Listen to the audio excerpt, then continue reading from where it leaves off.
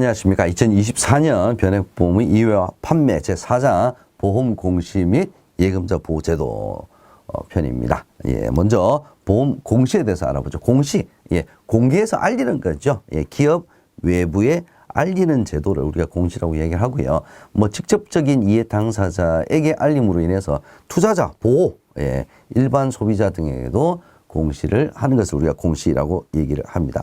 그러니까 이제 보험 상품 같은 경우에는 이게 무형의 상품이죠. 무형의 상품이기 때문에 보험 상품에 대한 내용, 그 다음에 약관에 대한 부분을 고객들이 다 실은 소비자들이 알고 있어야 되겠죠. 그 다음 또 하나는 보험 상품은 장기 금융 상품입니다. 굉장히 오랜 시간 동안. 그래서 그때까지 보험회사가 계속해서 장기적으로 재무적으로 안전한지, 경영 상태는 어떤지, 능력은 어떤지 이거 파악해 볼 필요가 있겠죠. 그래서 보험정보 공시 굉장히 중요합니다. 또 하나는 뭐냐? 보험 상품에 대한 상세 정보, 그 다음에 다른 타사 상품과의 비교 가능한 정보, 이런 것들도 시도에 필요하죠. 그래서 소비자가 합리적인 판단을 통해서 상품 선택을 할 수 있도록 정보를 공개함으로써 도움을 주는 것이 의의가 되겠습니다. 그래서 최근에는 양도 좀 되게 중요하지만요. 이게 질적 측면도 굉장히 중요하게 강조가 되고 있습니다. 이런 보험정보 공시는요, 크게 세 가지로 나누어집니다. 하나는 경영공시, 두 번째는 상품공시, 세 번째는 비교공시, 상품 비교공시입니다. 이렇게 세 가지로 나눠지는데요. 그 중에서 첫 번째, 경영공시에 대해서 먼저 살펴보도록 하겠습니다. 경영공시는 정기공시냐, 수시공시냐, 정기적으로 하는 공시냐, 아니면 그때그때 발생했을 때마다 하는 수시공시냐로 나눠지게 됩니다. 자, 정기공시는 다시 결산공시와 분기별 임시결산공시로 나눠지는데요. 자, 시험 문제는 이 결산공시를 언제까지 해야 되느냐, 그 다음에 얼마 동안 해야 되느냐, 요거 좀 물어보는 시험 문제 자주 출제가 되고 있습니다. 자, 결산공시는 사업연도 말 결산일로부터 3개월 이내에 공시를 해야 되고요. 3년간 공시를 해야 됩니다. 분기별 임시결산 공시는 분기, 1분기, 2분기, 3분기, 4분기 있죠. 분기 결산일로부터 2개월 이내에 해야 되고요. 다음 분기 임시결산 공시 전까지 공시를 해야 합니다. 내용은요, 주로 어떤 것이냐. 주요 경영 현황, 일반 현황, 경영 지표, 재무 상황, 재무 제표 등 일반적으로 기업의 내용, 재무적인 내용과 관련된 경영 현황 일반적인 내용이다라고 보시면 될 것 같고요. 수시공시는 이와는 조금 다릅니다. 수시공시는 수시로 하는 거니까 어떤 거냐, 굉장히 급박하거나 중대한 사안이에요. 그래서 발생 즉시 공시를 해야 되고요. 공시일로부터 3년간 공시를 해야 됩니다. 자, 어떤 내용들이냐, 요게 시험 문제 자주 출제가 나오죠. 긴급 시정조치, 긴급조치 등 주요 조치사항, 거액의 손실, 중대한 변경, 변동, 대주주, 정부기관. 자, 요런 키워드들이 들어가는 내용들이 바로 주요 수시공시 항목이 되겠습니다. 여러분 반드시 기억을 해 주시기 바랍니다. 자, 그 다음에 상품공시는 주로 보험 안내 자료를 통해서 상품에 대한 내용을 우리가 공시를 하는 것을 말하는데요. 필수 기재 사항과 필수 기재 금지 사항, 필수적으로 기재를 해야 되는 상황과 기재를 해서는 안 되는 상황으로 나눠집니다. 이거 여러분께서 구별을 해 두시면 좋을 것 같고요. 필수 기재 사항은 고객이 반드시 알아야 될 내용, 해약 환급금에 관련된 사항, 예금자 보호에 관련된 사항, 변액보험의 경우에는 원금 손실 발생 가능성이 있다는 사항, 이런 것들이 필수적으로 우리가 안내를 해야 되는 사항이고요. 기재 금지 사항은 고객에게 이걸 이야기를 하면 고객을 좀 오해를 하거나 혼돈을 일으킬 수 있는 사항, 이런 것들을 우리가 기재 금지 사항에 해당이 되겠죠. 금융위원회에 제출한 사항과 보험회사의 자산 부채들을 다르게 작성한 사항, 그 다음에 보험계약 내용과 다른 사항, 불공정 거래 행위에 대한 사항, 아니면 다른 회사 상품과 비교하거나 자신한테 유리한 내용만 골라서 안내한 사항, 이런 것들이 기재 금지 사항이 되겠죠.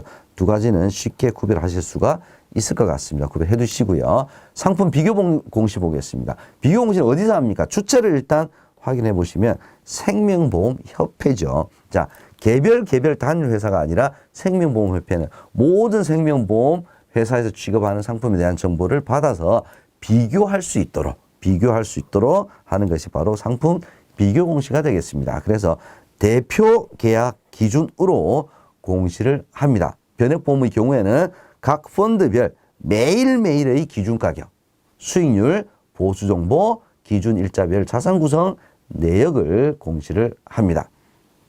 자, 이때 유의하셔야 될 부분은 뭐냐?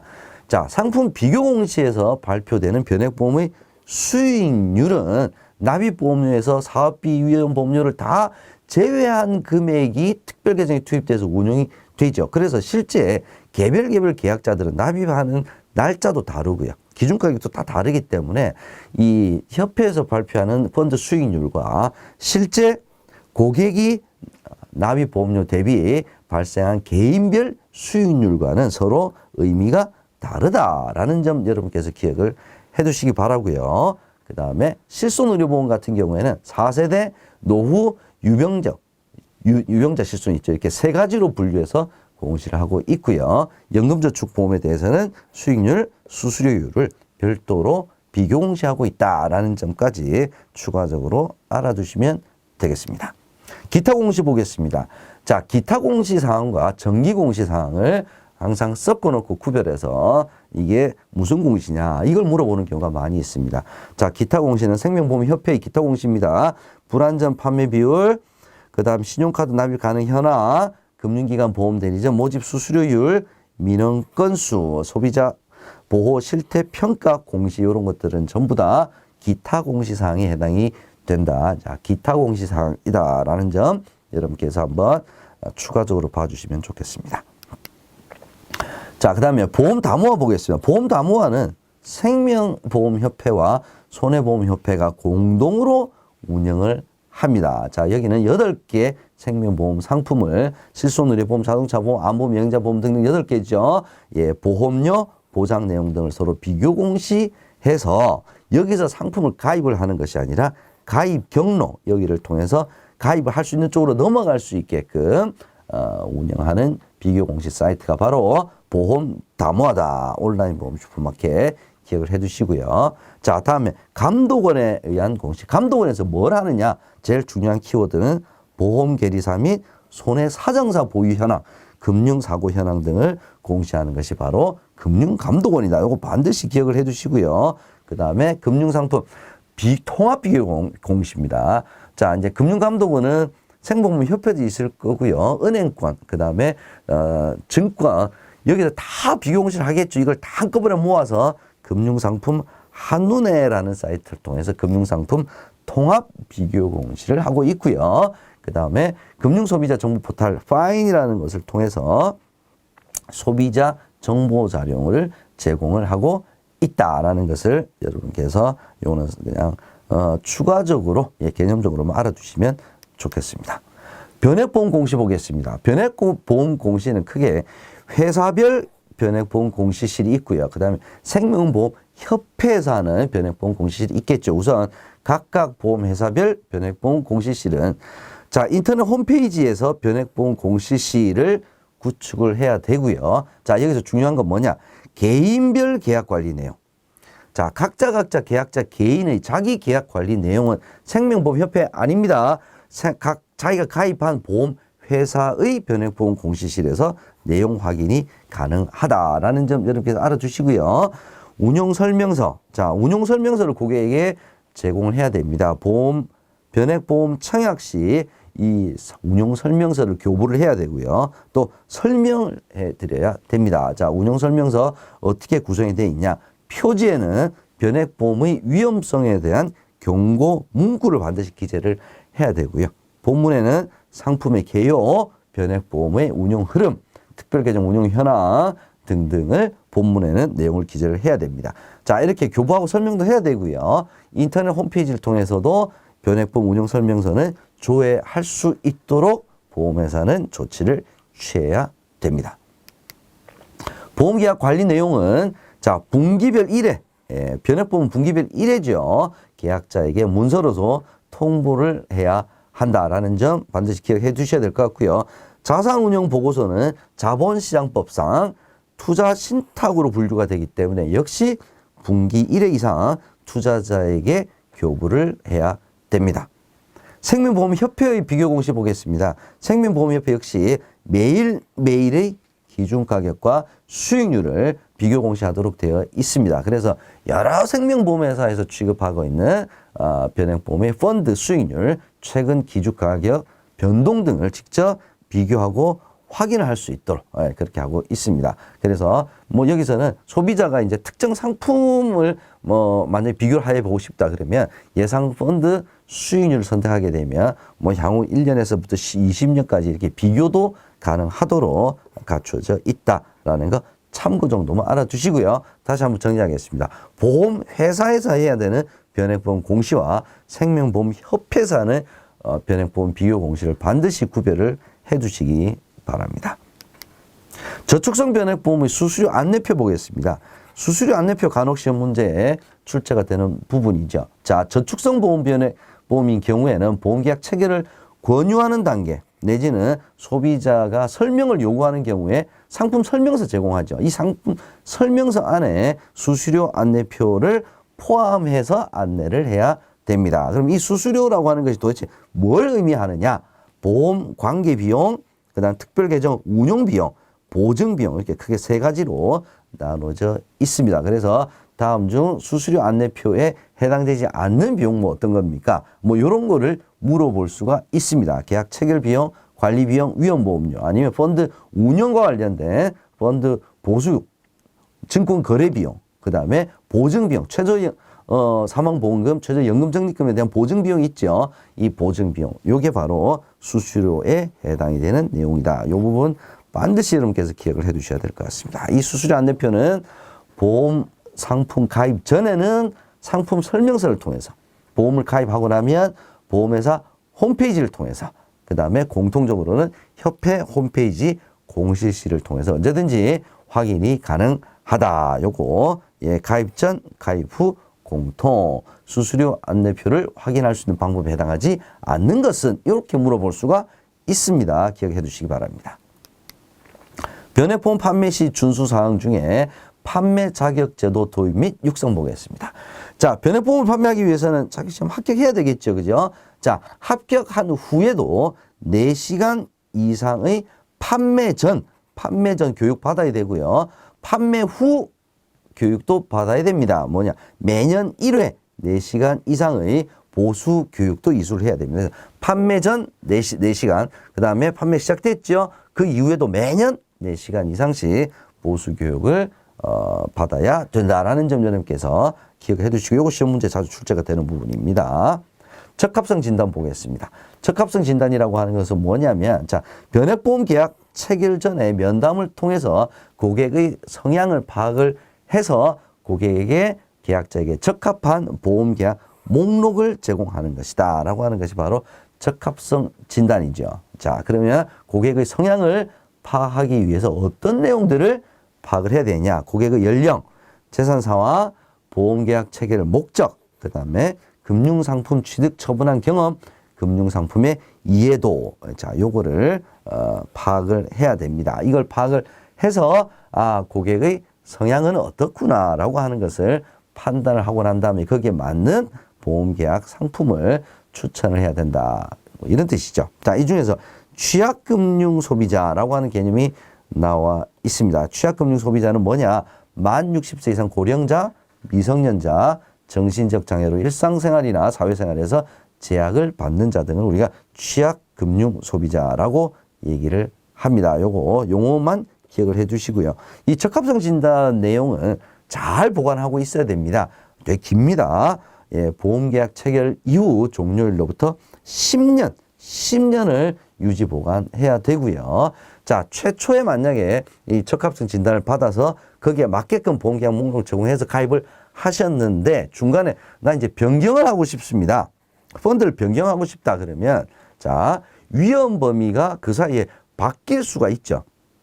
투자 성향도 바뀔 수가 있죠. 그래서 위험 범위가 만약에 초과를 합니다. 최초에 우리가 파괴 적합성 진단 최초에 했을 때 이분은 이런 투자 성향을 가지고 있습니다라고 해서 목록을 제공을 했는데, 펀드를 변경 신청을 할 때 위험 범위를 초과해서 변경 신청을 하고 싶다. 더 위험성 있는 상품으로 받고 싶다. 펀드 변경하고 싶다. 그랬을 때는 적합성을 진단을 다시 받아야 된다라는 점 여러분 알아두시면 되겠습니다. 적정성 진단은요. 자, 변액보험 계약을 체결을 권유하지 않고 판매하는 경우, 그러니까 스스로 가입하는 경우, 뭐 이럴 경우에는 적정성 진단을 한다라고 생각하시면 될 것 같습니다. 그러니까 뭐 인터넷 홈페이지에서 자기가 계약자가 알아서 들어가서 변액보험을 가입을 하겠다 이랬을 때는 적정성 진단을 실시를 하고요. 파악하는 내용은 적합성 진단과 동일합니다. 변액보험 주요 내용 확인서 교부 보겠습니다.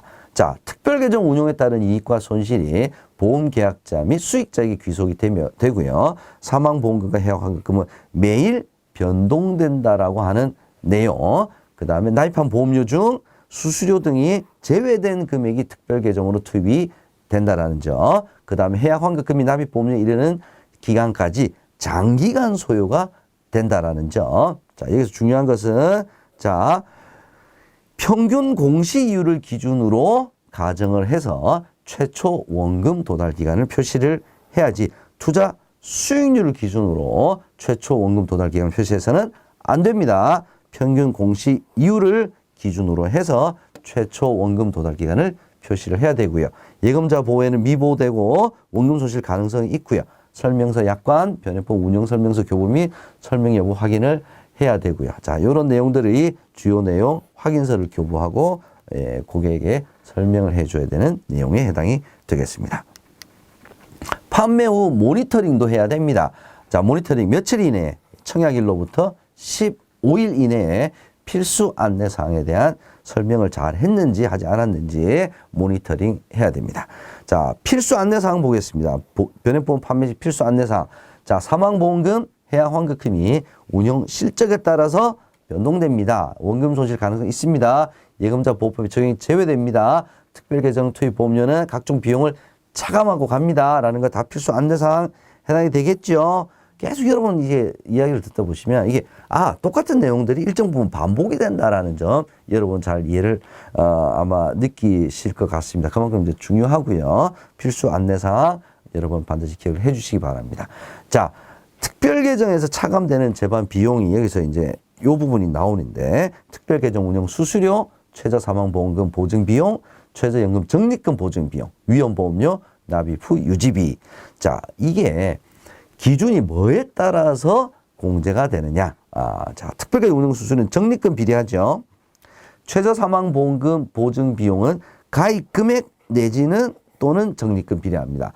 최저연금 적립금 보증은 적립금에 비례합니다. 자, 이 중에서 위험보험료는 기본보험료에 비례를 하게 되어 있습니다. 그래서 다 나머지 네 가지는 다 적립금에 비례를 한다라고 보시면 될 것 같은데 위험보험료는 적립금에 비례하는 것이 아니라 기본보험료에 비례를 하고요. 나머지는 다 매일 공제를 합니다. 근데 위험보험료와 납입 후 계약 유지 비용은 매월 공제를 한다. 이 점 여러분 계속 구별을 해주시면 시험 문제 나올 때는 다음 중 적립금에 비례하지 않고 공제하는 비용은 무엇입니까? 뭐 이렇게 물어볼 수도 있고요. 기본보험료에 비례하여 공제하는 비용이 무엇인가? 이렇게 또 물어볼 수도 있습니다. 그래서 위험보험료는 계약자 적립금이 아니라 기본보험료에 비례한다. 이걸 여러분 계속 꼭 기억을 해두시면 좋겠습니다. 자, 판매 시 금지사항 보겠습니다. 금지사항 뭐 거의 도덕적인 부분이죠. 자, 변액보험을 타금융 상품이나 일반 보험 상품으로 오인하게 하는 행위, 장래 운영 성과를 단정적으로 판단하는 행위, 뭐 2배 냅니다, 3배 냅니다, 뭐 200% 납니다, 뭐 이런 거죠. 자사에게 유리하게 특정 회사 또는 특정 기간만을 비교하는 행위, 자기 수익률이 좋았던 기간만 딱 비교하는 경우. 보험금 해약환급금을 보증하면 안 되죠. 특별이익 제공하면 안 되죠. 허위 과장된 설명, 손실에 대한 보상, 그다음 부당한 계약전을 유도하는 행위, 다 판매 금지 사항에 해당이 됩니다. 요거는 다 외우실 필요 없이 눈으로만 보셔도 아실 수가 있는 내용 같습니다. 예금보험제도 보겠습니다. 예금보험제도는 금융기관이 뭐 특정한 사유에 의해서 예금을 지급하지 못하게 되는 경우, 즉 영업 정지나 파산 등으로 인해서 고객의 예금을 지급하지 못하게 될 경우에는 예금자 보호법에 따라서 만들어진 예금보험공사에서 예금을 대신 지급하는 제도죠. 그래서 기존에 평상시에 기금을 적립합니다. 예금보험료를 금융기관으로부터 받아서 적립을 해두었다가 만약에 사고가 났을 때 지급하는 제도이기 때문에 보험의 원리를 이용한 제도다, 이렇게 볼 수 있습니다.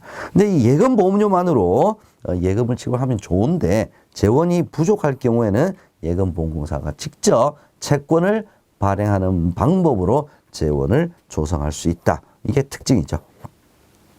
자, 예금자 보호법에 따른 예금보험공사가 보호하는 금융기관, 보호금융회사 내지는 부보금융회사, 이렇게 얘기를 합니다. 자, 은행, 보험회사, 투자매매업자, 중개업자, 종합금융회사, 상호저축은행, 농협, 수협은행, 외국은행의 국내지점, 산업은행, 기업은행이 보호가 되는 금융기관에 해당이 됩니다. 이거 다 외우기 어렵다. 좋습니다. 보호하지 않는 금융기관만 외우십시오. 자, 농수협의 지역조합, 신용협동조합, 새마을금고, 요 세 가지가 보호대상 금융기관에 제외됩니다. 새마을금고, 신용협동조합, 농수협은행은 보호대상이에요. 농수협의 지역조합은 보호대상에서 해당되지 않는다라는 점 기억을 해두시고요. 예금자 보호법에 의한 금융상품, 어떤 상품이 보호가 되느냐. 보호가 되는 부보금융기관에서 취급하는 모든 상품을 다 보호하는 것은 아닙니다. 그 중에서도 보호가 되지 않는 금융상품을 여러분께서 알아두시면 훨씬 더 빠르실 것 같아서요. 자, 은행에서 취급하는 상품 중에는 CD, RP, 금융투자상품, 실적배당상품 다 안 됩니다. 근데 여러분들이 좀 헷갈리실 수 있는 부분이 주택청약저축, 주택청약종합저축 보호받지 못합니다. 비보금융상품이에요. 기억해 두시고요. 투자, 매매업자, 중개업자, 증권회사 관련된 거죠. RP, CMA, ELS 요거 다 보호가 안 됩니다. 보험회사가 취급하는 상품 가운데는 보험계약자, 보험료 납부자가 법인인 보험계약은 안 됩니다. 보증보험계약도 보호받지 못합니다. 재보험계약도 안 됩니다. 변액보험 주계약도 안 됩니다. 퇴직연금계좌 중에서 DB형도 보호받지 못합니다. 자, 이 부분이 아무래도 시험 문제에 많이 언급이 되는 부분이겠죠. 보호되지 않는 보험상품들 어떤 것들이 있는지 반드시 기억을 해두시고요. 종합금융회사는 발행채권, 상호저축은행은 저축은행, 발행채권 등이 보호받지 못하는 금융상품에 해당이 됩니다. 자, 예금보험금이 지급되는 경우가 어떤 경우가 있는지 한번 살펴보겠습니다. 자, 두 종류예요. 1종 보험사고와 2종 보험사고입니다. 1종, 2종 나눴죠. 그럼 순서가 1, 2 이렇게 되겠죠. 1은 뭐냐? 예금이 지급 정지가 된 경우입니다. 예금이 지급 정지가 되면 자, 문 다 닫아놓고 예금보험공사에서 실사 나와가지고 얼마 정도 부채가 있는지, 얼마 정도 예금 지급하지 못했는지를 다 실사 조사를 합니다. 조사를 해서 결론이 인가 취소, 허가 취소, 해산해야 돼, 파산해야 돼를 결정을 하죠. 그래서 항상 예금 지급 정지가 먼저 발생하기 때문에 1종이에요. 여기에 대한 결과로서 해산, 파산이 결정되기 때문에 얘가 2종 보험사고가 됩니다. 그래서 1종 보험사고는 예금이 지급 정지된 경우, 그 다음에 2종 보험사고는 금융회사의 인허가 취소, 해산, 파산의 경우를 2종 보험사고라고 합니다. 그래서 1종 보험사고, 2종 보험사고에 해당이 되면 예금보험금을 지급을 하는데, 자, 예금 지급이 정지가 되었더라도 계약 이전을 통해서 이전이 된 회사에서 책임을 지기 때문에 거기는 예금보험금이 지급되지 않습니다. 그런데 계약 이전 대상에서 제외가 되었어요. 제외가 되었는데 얘가 보호가 되는 금융상품이다. 얘는 지급을 해줘야 되겠죠.